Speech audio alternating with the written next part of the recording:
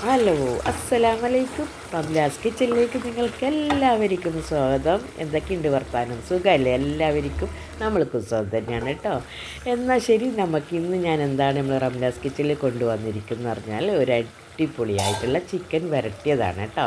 Chicken വരട്ടിയതെന്ന് പറഞ്ഞാൽ ഇത് ഞാൻ ചിക്കൻ വരട്ടുന്നത് ഒരു സ്പെഷ്യൽ മസാലപ്പൊടി വെച്ചിട്ടാണ് കേട്ടോ. ഇത് നമ്മൾ സൂപ്പർ മാർക്കറ്റിലൊക്കെ നമ്മൾക്ക് വാങ്ങിക്കാൻ കിട്ടുന്ന ഒരു അടിപൊളിയായിട്ടുള്ള ചിക്കൻ ഫ്രൈ മിക്സ് മസാലപ്പൊടിയാണിത്.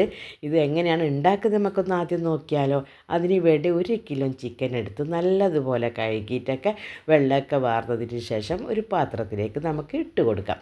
ഇട്ട് കൊടുത്തതിന് ശേഷം പിന്നെ ഞാൻ അതിലേക്ക് ചേർത്ത് കൊടുക്കുന്നത് നമ്മളെ തുർക്കിഷിൻ്റെ ചിക്കൻ ഫ്രൈ മിക്സ് മസാലയാണ്. ഇത് നല്ല അടിപൊളി മസാല തന്നെയാണ്. ഇതാണ് മസാല മിക്സാണിത്, തുർക്കിഷിൻ്റെ ഫ്രൈ മസാല മിക്സ്.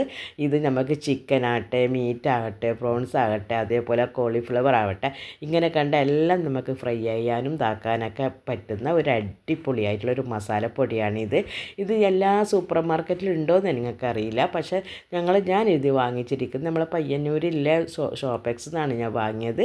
അതെന്താക്കുന്നത് നമുക്കൊരു 2.5 ടേബിൾ സ്പൂണോളം ഞാൻ ചിക്കനിലേക്ക് ചേർത്ത് കൊടുത്തതിന് ശേഷം നല്ലതുപോലെ കൈകൊണ്ട് മിക്സാക്കിയിട്ട് ഞാൻ ഒരു 3/4 മണിക്കൂറോളം ഞാൻ വെച്ച് മസാല നല്ലോണം പിടിക്കട്ടെന്ന് കരുതിയിട്ട് തന്നെയാണ് വെച്ച്. ഇതിലെന്ന് പറഞ്ഞാൽ നമുക്ക് സെപ്പറേറ്റ് ആയിട്ട് വേറൊരു മസാല ചേർക്കേണ്ട ആവശ്യമില്ല. ഉപ്പടക്കം മസാല ചേർത്തിട്ടാണ് ഇത് പേക്കിങ്ങിൽ കൂടി വരുന്നത്.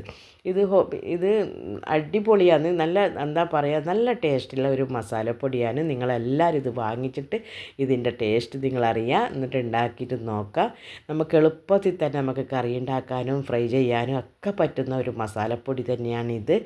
ഇത് ഞാൻ നല്ലതുപോലെ തന്നെ ചിക്കനിൽ പിടിപ്പിച്ച് ഞാനൊരു 3/4 മണിക്കൂറോളം ഞാനിത് അടച്ച് വെച്ചിട്ടുണ്ടായിരുന്നു.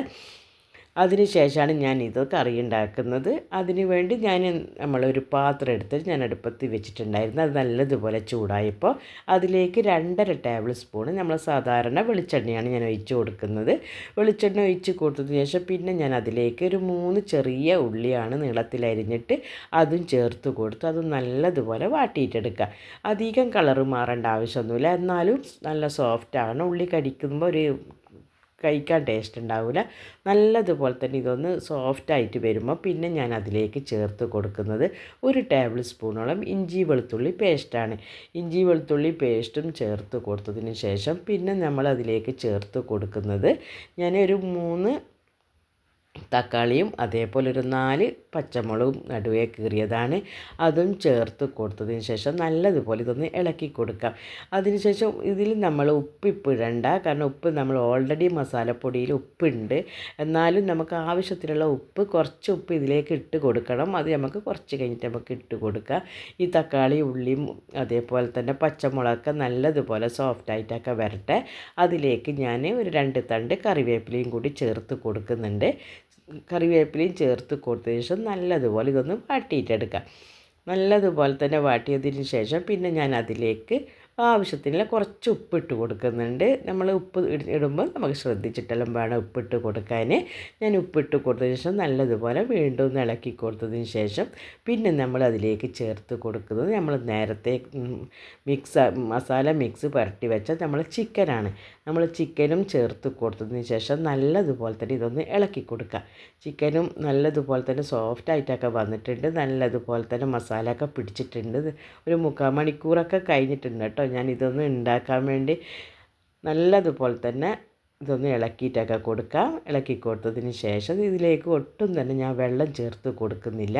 നല്ലതുപോലെ ഉള്ളിയും തക്കാളിയും പച്ചമുളകും എല്ലാം തന്നെ ചിക്കനിൽ മിക്സാക്കിയതിന് ശേഷം ഇതൊന്ന് അടച്ച് വെച്ചിട്ട് ഒരു 10-15 മിനിറ്റോളം നമുക്കിതൊന്ന് വേവിച്ചെടുക്കാം.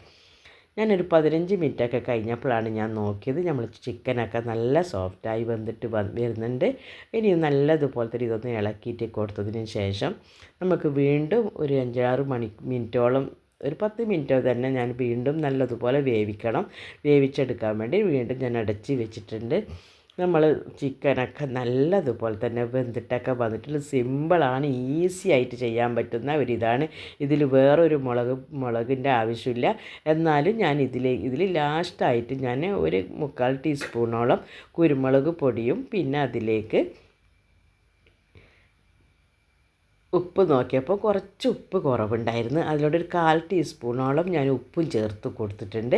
ഉപ്പും ചേർത്ത് കൊടുത്തതിന് ശേഷം നല്ലതുപോലെ ഇളക്കി കൊടുക്കുക. കുരുമുളകും ഉപ്പൊക്കെ ചിക്കനിൽ നല്ലതുപോലെ മിക്സ് ആക്കിയിട്ട് കൊടുക്കുക. വേറെ നമുക്ക് മുളകും കാര്യങ്ങളൊന്നും നമുക്ക് വേണ്ട. അത്യാവശ്യം എരിവും കാര്യങ്ങളൊക്കെ നമുക്ക് ഈ മസാലയിൽ തന്നെ കിട്ടുന്നുണ്ട്. അപ്പോൾ അതിന് പച്ചമുളകും നമ്മൾ ചേർത്തിട്ടുണ്ടായിരുന്നു. ഒന്ന് നല്ലതുപോലെ ഇളക്കിയിട്ടൊക്കെ നമുക്കിതൊന്ന് അടച്ച് വെച്ച് 1-2 മിനിറ്റോളം നമുക്കിതൊന്ന് സെറ്റാക്കാൻ വെക്കാം.